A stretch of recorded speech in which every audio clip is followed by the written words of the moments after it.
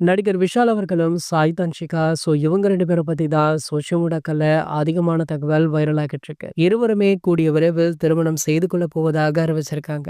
நடிகர் விஷாலும், சாய் தன்ஷிகாவுமே 15 ஆண்டுகால நண்பர்களாம். 2 பேருமே கடந்த ஒரு மாதமாக காதலிச்சிட்டும் இருக்காங்க. சென்னையில நேற்று நடைபெற்ற யோகிடா படத்துடைய ட்ரெய்லர் ரிலீஸ் விழாவுல விஷாலும், சாய் தன்ஷிகாவுமே ஜோடியாக கலந்து கொண்டிருக்காங்க. அப்போது தங்கள் காதல உறுதிப்படுத்திய கையோடு திருமண தேதியுமே அறிவிச்சிருக்காங்க.